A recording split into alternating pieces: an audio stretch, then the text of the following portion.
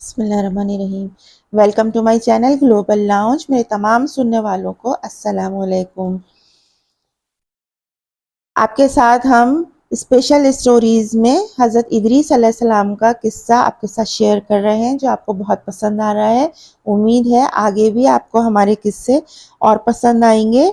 اپنے اختتامی قصے کو جو ہم نے پارٹ 2 کا اختتام کیا تھا اس سے آگے ہم اسٹارٹ کرتے ہیں۔ پارٹ 2 میں ہم نے آپ کو بتایا کہ جب پتھروں کی بارش ہونے لگی لیکن کسی پائے استقلال و ہمت میں جنبش تک نہیں آئی۔ رک جاؤ بے شرمو، اخنو نے کوئی غلط بات نہیں کہی۔ پتھر برسانے والوں نے جب دیکھا کہ ان کے قبیلے کے ایک ہی چند لوگ ان کو ڈانٹ رہے ہیں تو راہ فرار اختیار کر گئے۔ مجمع منتشر ہو گیا اور وہ لوگ جنہوں نے آپ کی حمایت کی تھی ایمان لے آئے۔ کفار و مشرکین کی انتہائی کوشش تھی کہ وہ آپ کو تبلیغ حق سے روکیں، لیکن اللہ کے دین کو غالب ہونے سے کون روک سکتا تھا۔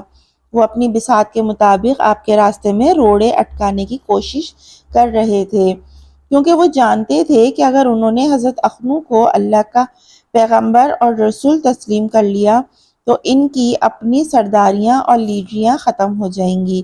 اس لیے شیطان اور نفس امارہ نے انہیں ایسا کرنے سے روک رکھا تھا۔ حضرت ادریس علیہ السلام صائم الدہر تھے۔ بوقت افطاری آپ کا کھانا بہشت سے آتا تھا اور جو بچ جاتا تھا وہ واپس چلا جاتا تھا۔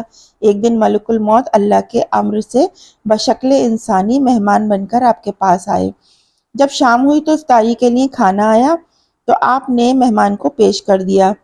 اس نے کھانے کی طرف ہاتھ تک نہ بڑھایا اور قدم پہ قدم رکھ کر بھاوت کرتا رہا۔ حضرت ادریس علیہ السلام اس کا حال دیکھ کر متعجب ہوئے اور سوچنے لگے یہ کون شخص ہے۔ دوسرے دن آپ نے مہمان سے کہا، صحرا میں چل کر تم میرے ساتھ اللہ کی قدرت دیکھو۔ وہ ساتھ ہو لیا۔ ایک گندم کے کھیت کے قریب پہنچے تو مسافر نے کہا، چلو اس کھیت سے چند خوشے کھائیں۔ بڑے عجیب ہو، رات حلال کھانا تو کھایا نہیں اور اب حرام کھانا چاہتے ہو۔ آپ نے کہا۔ چلتے چلتے وہ ایک باغ میں گئے، وہاں انگور لگے ہوئے تھے۔ اجنبی مسافر نے انگور کھانے کا ارادہ کیا اور ادھر بڑھا۔ حضرت ادریس علیہ السلام نے دیکھا تو فرمایا، تصرف ملک غیر میں حرام ہے تو رک جا۔ وہ رک گیا۔ دونوں آگے بڑھے۔ مسافر نے اس سے کھانے کا قصد کیا تو آپ نے کہا، بیگانی بکری کو ذبح کر کے کھانا ممنوع ہے۔ اسی طرح 3 دن گزر گئے۔ باہم گفتگو ہوتی رہی۔ اس کی حرکات غماز تھی کہ بنی آدم میں سے نہیں، اور کہا، اے شخص بتاؤ تو صحیح تم کون ہو؟ اس نے بتایا تو آپ نے کہا، شاید تم میری جان قبض کرنے کے لیے آئے ہو۔ نہیں، میں تو صرف ملاقات اور خوش طبعی کے لیے آیا تھا۔ حضرت اسرائیل علیہ السلام نے کہا اور آسمانوں پر تشریف لے گئے۔ حضرت ادریس علیہ السلام اور آپ کے اصحاب کی مخالفت روز بروز بڑھتی جا رہی تھی۔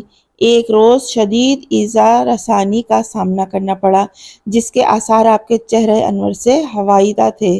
اسی حال میں گھر پہنچے، ماں کا چہرہ خوشی سے تمتما رہا تھا۔ پہلے کی طرح اس نے بیٹے کی دلجوئی نہیں کی۔ کیا بات ہے ماں، آج بڑی خوش ہو؟ تمہیں مبارک ہو بیٹا۔ کس بات کی؟ آپ نے پوچھا۔ اللہ تعالیٰ نے تمہیں فرزند عطا کیا ہے۔ آپ نے سنا تو سب تکلیف و تکلف اور کلف بھول گئے، اندر تشریف لے گئے۔ اہلیہ محترمہ کے پہلو میں سے ایک چاند سا بچہ لیٹا ہوا تھا۔ اس کی پیشانی مبارک سے نور محمدی صلی اللہ علیہ وآلہ وسلم کی شعاع نکل رہی تھی، جو کبھی آپ کی پیشانی اطہر میں تھی۔ آپ اپنے رب کا شکر بجا لائے اور اس کی حمد و ثنا بیان کرنے لگے۔ بیٹے کا نام متوش رکھا، جس کے عربی معنی منشرہ ہیں۔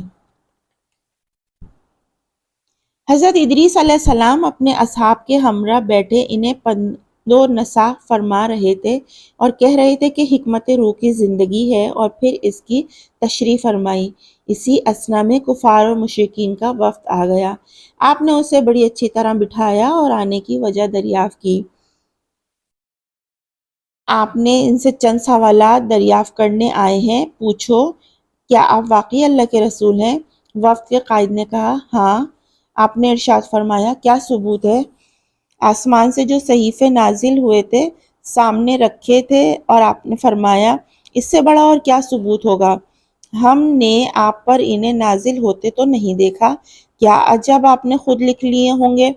وفد کے قائد نے تضحیک آمیز لہجے میں کہا، تم ان کی عبادت دیکھ لو، پتہ چل جائے گا، عبارت دیکھ لو کہ یہ انسانی عبارت ہے یا آسمان و زمین کے مالک کا کلام ہے، کوئی معجزہ دکھائیں تو مانے۔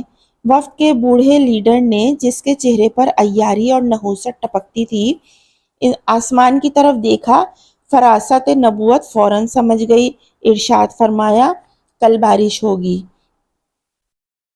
وفد میں شامل افراد کے ہونٹوں پر مسکراہٹ نمودار ہوئی۔ وفد کا قائد بولا، اگر ایسا ہوا تو ہم سب آپ کو اللہ کا رسول مانیں گے۔ اس نے بڑے وثوق سے کہا، اسے یقین تھا کہ یہ برسات کا موسم نہیں اور اس موسم میں بارش ہونے کا قطعاً امکان نہیں۔ ٹھیک ہے، ہم کل آئیں گے، بوڑھے نے کہا اور وفد کے ساتھ واپس لوٹ آیا۔ بارش والی بات سارے علاقے میں پھیل گئی۔ اگلے دن لوگ بیدار ہوتے ہی آسمان کی طرف دیکھنے لگے۔ حد نظر تک مطلع صاف تھا، سورج پوری آب و تاب کے ساتھ چمک رہا تھا۔ لوگ بڑے خوش تھے کہ ادریس علیہ السلام جھوٹا پڑ جائے گا۔ انہیں اپنی تدبیر کامیاب ہوتی نظر آ رہی تھی۔ جب ان میں سے کسی کی نظر آپ کے کسی اصحاب پر پڑ جاتی تو وہ اسے بلا کر کہتا، تمہارے نبی کے کہنے کے مطابق دیکھو کتنی تیز بارش ہو رہی ہے، اور پھر اس کا مذاق اڑانے لگے، مگر وہ خاموش رہتے۔ بعض جواب بھی دیتے کہ ابھی بڑا دن پڑا ہے، اللہ اپنے رسول کو کبھی شرمسار نہ ہونے دے گا۔ دوپہر کے وقت سورج نصف النہار پر چمک رہا تھا کہ یکدم آسمان پر سیاہ بادل چھا گئے اور دیکھتے ہی دیکھتے ہر طرف جل تھل ہو گیا۔ آپ کے اصحاب کے چہرے سے خوشی سے روشن ہو گئے اور کفار و مشرکین کے چہرے سیاہ پڑ گئے۔ کیوں؟ ہمارا نبی سچا ہے یا نہیں؟ اب آپ ان اصحاب و کفار و مشرکین سے پوچھتے اور وہ منہ چھپاتے پھرتے تھے۔ وفد کے چند ایک ارکان کے علاوہ اور بہت سے لوگ کھلا معجزہ دیکھ کر مشرف باسلام ہوئے، اور وفد کا لیڈر، جس نے بڑے یقین سے کہا تھا کہ ہم سب ایمان لے آئیں گے، کئی دن تک گھر سے باہر نہ نکلا اور نامراد ہی رہا۔ آپ کے عہد مبارک میں لوگ آپس میں تجارت کرتے تھے اور ناپ تول کے اوزان نہ تھے۔ اس سے دھوکے باز اور بے ایمان لوگوں میں سادہ لو افراد کو لوٹنے کا اچھا خاصا موقع مل جاتا تھا۔ آپ نے ایسے باٹ اور اوزان کے پیمانے ایجاد کیے جس سے خرید و فروخت میں نہ صرف آسانی پیدا ہو گئی بلکہ لوگ دھوکہ بازوں کے ہاتھوں سے لٹنے سے بھی بچ گئے۔ آج کی دنیا میں جس نوع کے اوزان اور پیمانے مستعمل ہیں، اس کا سہرا حضرت ادریس علیہ السلام کے سر ہے۔ جب تول کر کوئی چیز دی جا رہی ہوتی ہے تو اس میں اللہ کے ایک مرسل پیغمبر کی سنت ادا ہو رہی ہوتی ہے، اور کم تولنے میں اس رسول محترم کی سنت کی مخالفت کی جا رہی ہوتی ہے۔ قوم مدین پر عذاب الہی محض اسی وجہ سے آیا تھا کہ وہ ناپ تول میں کمی کرتے تھے۔ علوم نجوم معجزے کے طور پر عطا ہوا تھا جس کا آپ نے اظہار فرمایا۔ علاوہ عظیم علم منطق آپ کے معجزے تھے، ستاروں اور سیاروں کو پہچانتے اور ان کی رفتار کی معرفت سے کم حقہ آگاہ تھے۔ حضرت ادریس علیہ السلام پیروکار کے چہروں سے ان اذیتوں اور تکالیف کے آثار نمایاں تھے کہ منکرین حق ہاتھوں انہیں مسلسل پہنچ رہی تھی۔ آپ اپنا ایک بلند مقام پر کھڑے تھے اور اہل ایمان کے سامنے بیٹھے تھے۔ آپ نے اپنی زبان مبارک کو جنبش دی اور فرمایا، اب وقت آ گیا ہے کہ راہ حق میں ہجرت کی جائے۔ وطن عزیز، اقارب اور گھر بار چھوڑنا بہت بڑی آزمائش تھی اور بڑا کٹھن مرحلہ جو طے کرنے کے لیے فرمایا گیا۔ آپ نے انہیں ہجرت کی تلقین فرمائی۔ اے اللہ کے رسول، ہم کہاں جائیں گے؟ بابل جیسا سرسبز و شاداب اور حسین علاقہ ہمیں کہاں ملے گا؟ ایک اہل ایمان نے کہا، اللہ کی زمین بڑی وسیع اور عریض ہے، ایک سے بڑھ کر ایک خوبصورت علاقہ پڑا ہے، ہمیں اس پر بھروسہ کرنا چاہیے جو کارساز مطلق ہے۔ آپ نے ارشاد فرمایا، اللہ اور اللہ کا رسول بہتر جانتا ہے، ہم اطاعت گزار ہیں، جیسا حکم دیں گے ویسا ہی کریں گے۔ سب نے بیک وقت زبان ہو کر کہا، ہمیں ہجرت کر کے کہاں جانا ہوگا؟ ایک پیروکار نے دریافت کیا، مصر۔ آپ نے ارشاد فرمانے کے ساتھ ہی محفل برخاست ہو گئی اور سب لوگ ہجرت کی تیاریاں کرنے لگے۔ آج کا پارٹ ہم یہیں ختم کریں گے۔ یہ ہمارا پارٹ نمبر 3 تھا۔ اگر آپ کو ہماری اسٹوریز اچھی لگ رہی ہیں تو ہمارے چینل کو لائک، شیئر اور سبسکرائب کرنا نہ بھولیں، اور کمنٹ باکس میں اپنی رائے ضرور بتائیے۔ اپنا بہت سا خیال کریں، اور نیکسٹ پارٹ میں آپ سے ملتے ہیں۔ جب تک اپنی ٹیچر سائمہ خان کو اجازت دیجیے۔ اللہ حافظ۔